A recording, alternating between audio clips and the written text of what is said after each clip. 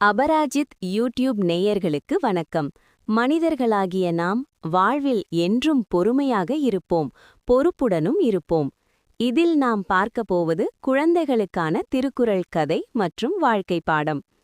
திருக்குறளின் இல்வாழ்க்கை என்னும் அதிகாரத்தில் இந்த குறள், இல்லறம் நடத்துபவன் சமூகத்தில் யாருக்கெல்லாம் துணையாக இருக்க வேண்டும் என்பதை அழகாக விளக்குகிறது. திருக்குறள் 42. துறந்தார்க்கும் துவ்வாதவர்க்கும் இறந்தார்க்கும் இல்வாழ்வான் என்பான் துணை. பொருள்: பற்றுகளை விட்ட துறவிகளுக்கும் வறுமையால் உணவு இல்லாதவர்களுக்கும் திக்கற்றவர்களாய் உறவினரின்றி இறந்து போனவர்களுக்கும் இல்லறத்தில் வாழ்பவனே சிறந்த துணையாக இருக்க வேண்டும். இதன் சிறுகதை உண்மையான இல்லறம். சுந்தரம் ஒரு நேர்மையான அரசு ஊழியர். அவர் மிக குறைவான ஊதியமே பெற்றாலும் தன் மனைவி மங்கையோடு சேர்ந்து மகிழ்ச்சியாக வாழ்ந்து வந்தார். ஒருமுறை சுந்தரத்தின் நண்பர் ஒருவர் அவரிடம் கேட்டார், சுந்தரம், நீயே கஷ்டப்படுகிறாய், இதில் ஏன் மற்றவர்களுக்கு உதவி செய்து நேரத்தையும் பணத்தையும் வீணடிக்கிறாய்? சுந்தரம் புன்னகையுடன் அவரை ஒரு ஞாயிற்றுக்கிழமை தன் வீட்டிற்கு அழைத்தார். அன்று காலை சுந்தரத்தின் வீட்டிற்கு ஒரு முதியவர் வந்தார். அவர் வீட்டை துறந்து ஆன்மீக பயணம் மேற்கொள்பவர். சுந்தரம் அவருக்கு அன்போடு உணவளித்தார்.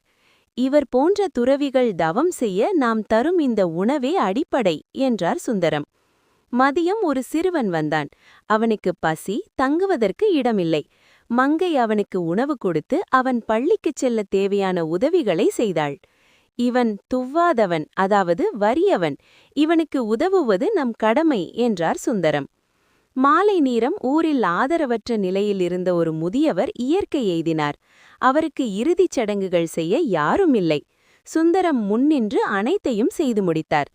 திரும்பி வந்த சுந்தரம் நண்பரிடம் சொன்னார், நண்பா, துறவிகளுக்கு இடையூறு இல்லாமல் காப்பதும் ஏழைகளின் பசி தீர்ப்பதும் யாரும் மற்றவர்களுக்கு கடைசி காலத்தில் துணையிருப்பதும் தான் இல்லறத்தின் பயன். இதை செய்யாதவன் வெறும் சுவரை பார்த்து வாழ்பவனாவான்.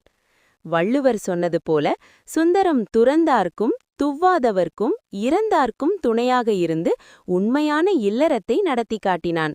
நண்பர் தன் தவறை உணர்ந்து சுந்தரத்தை பாராட்டினார். மேலும் இதுபோல் மற்றொரு திருக்குறள் கதைகளுடன் மீண்டும் இந்த சேனல் வழியாக நாம் சந்திப்போம்.